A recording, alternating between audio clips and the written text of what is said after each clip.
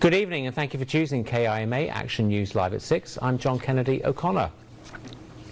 A new initiative would make it possible for anyone to opt out of Washington's new long-term care program. Currently, every Washingtonian except a select few are paying into the fund out of their paychecks.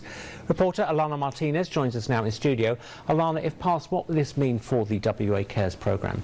According to supporters of the CARE program, it could take away long-term care benefits for more than 3 million hardworking Washingtonians. On the other hand, sponsors of Initiative 2124 say the opt-out could be beneficial by forcing the program to be restructured, allowing more money to go towards the people paying for it.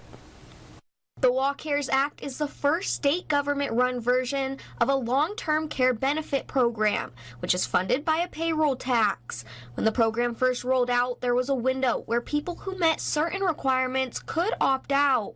Everyone else is currently paying 0.58% or 58 cents per every $100 out of each of their paychecks. DSHS has reported that about 15,000 people have asked to opt back in to WA Cares, which is great because they recognize the challenge of long-term care and the costs and realize that WA Cares is an incredible deal. Contributors will earn a $36,500 lifetime benefit. 29 months from now in 2026, those benefits will start rolling out. The average in this state for that kind of care runs about $12,000 a month.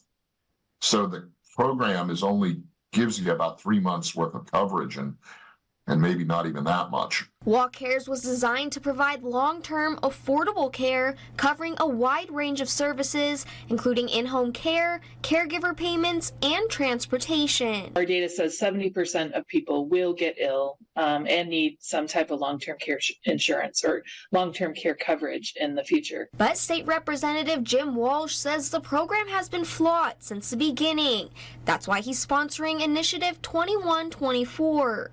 Even to get the $36,500 lifetime benefit, you have to pay into the program for at least 10 years consecutively. If you don't, you're bumped out. You don't get anything.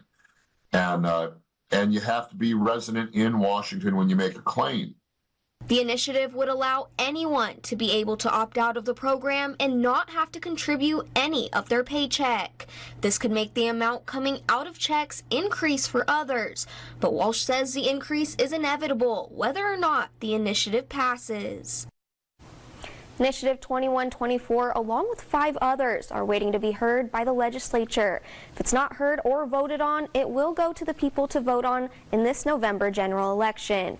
Walsh says if the support stays as strong as it currently is, he believes it'll likely pass. Well, I think, as you were saying there in your package, Alahna, that if people are not paying into it, or rather they paid in for a long time, but they leave the state or move, and they're not paying consecutively, they're going to lose the benefit anyway. Yeah, they won't have it. It's really interesting. Thanks. A great package there, Alahna. Thank you very much indeed.